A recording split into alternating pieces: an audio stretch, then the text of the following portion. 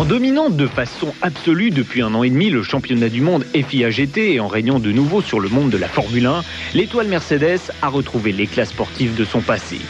Un succès qui, comme autrefois avec la mythique 300 SL, va de nouveau se perpétuer sur la route grâce à la plus fantastique GT jamais construite. Un monstre dérivé de la CLK GTR de course et fabriqué en toute petite série par AMG, le préparateur attitré de la firme de Stuttgart.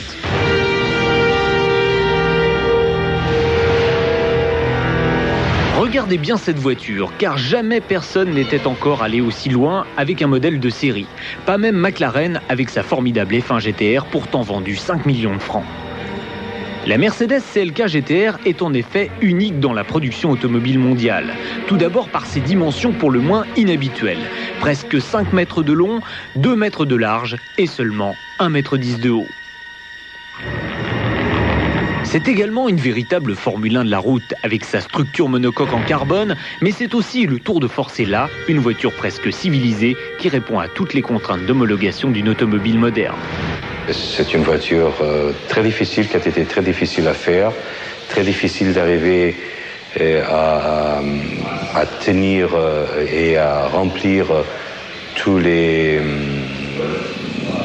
disons, les exigences d'une étoile de la Mercedes, point de vue bruit surtout, parce que c'est une voiture de course qui était passée, si vous voulez, à une voiture routière.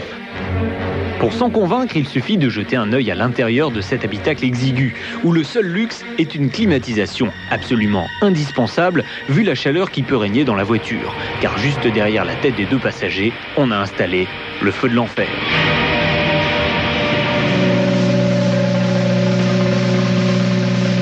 Sous le monumental capot arrière de la CLK GTR se cache en effet le cœur brûlant du monstre.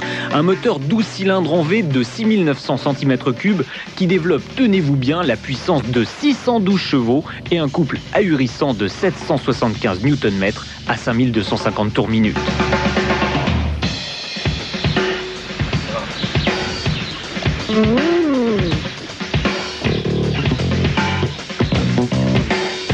Si vous avez un peu d'embonpoint ou des rhumatismes, oubliez la CLK GTR, car il faut un physique de sportif pour se glisser dans l'habitacle.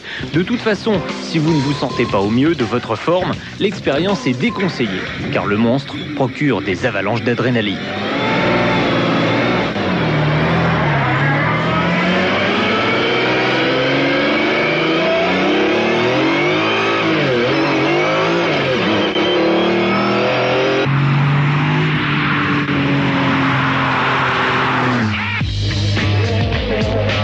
Servie par une vraie boîte à commande séquentielle, cette étoile filante accélère de 0 à 100 km/h en 3 secondes 8 et plus fort de 0 à 200 en 9 secondes 9, soit le temps qu'il faut à la nouvelle Clio 16 soupapes pour atteindre 100 km/h.